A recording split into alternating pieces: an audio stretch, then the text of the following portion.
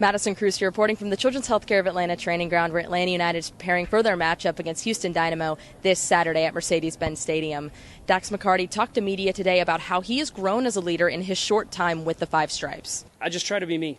I just try to be myself. I don't try to be someone I'm not. And look, I'm the old guy. Other than Brad, who's the grandpa, I'm more like the old uncle. I just try to make sure that, you know, the team is going in a direction that stays positive. And it's not easy because I'm new. And some guys are, you know, they'll probably look at you and think, you know, who is this person who's coming into the team and hasn't been here very long. But, you know, I don't change for anybody. I try to be myself, try to be authentic. And whether that resonates with guys or not, you know, I'm not really sure. But you have to be hard on people sometimes, and you have to lighten the mood sometimes. And I try to do that. I'm not always successful, but I think when you have a lot of different personalities in the group, you just have to have everyone be themselves, and that's how you kind of forge a good bond and a good team camaraderie. And so it's still a work in progress. I don't think it's perfect, and I definitely have a long way to go to continue to try to be a good teammate and a good leader. But it's a start to try to move in the right direction now when, you know, we've had this little bit of time off, and it's a little bit of a reset.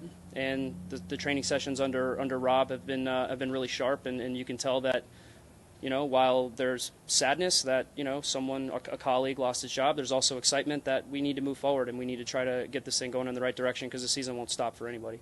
Interim head coach Rob Valentino talked a little bit about his coaching journey and what he has learned and how he's going to continue to grow as a coach here with Atlanta.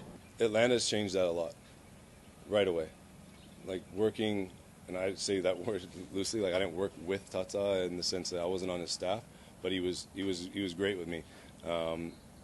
I've learned so much about, you know, going with your heart and the way you are, and he talked about those things, but it was like it brought the excitement of the transition moments, and I talked about that in the first press conference, was something that I had never really thought about. It's like you're a new coach and everybody wants to be rigid and everybody plays, you got to be solid and all these other things and be really simple in your message, but I watched all these things unfold like right in front of me, and I think that started to shape me seeing things a little bit differently and being patient with, like, hey, it's not always going to be pretty and they're going to, you let the players bring the joy out of the game a little bit.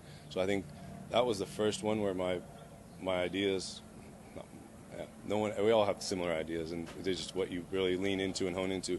But that started to shape my thoughts a little bit. And then, like, I mean, my upbringing changed that thought process. When I did this, like, you asked about what's different, like, I had a course of over a year or about a year about what, you know, yeah, they're learning about soccer players and teams and all these things, but, like, it really did, what are you to the core, are you as a person, how my upbringing and my parents and where I'm from and siblings and you know, my wife, my kids, and how does that come out there has really shaped a lot of that, and that goes into the relationship building that I want to see out of the players and certain things like that. I know that doesn't sound like a normal answer maybe a coach gives you, but, like, Tata was one that helped him in terms of the transition parts there.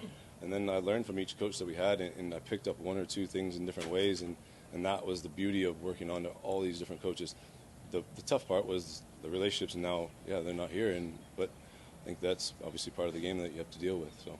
Atlanta United is back in action this Saturday, where they'll face off against Houston Dynamo at 7:30 p.m. And you can watch the match on MLS Season Pass, or you can listen to it on 92.9 The Game with pregame coverage starting at 6:30 p.m.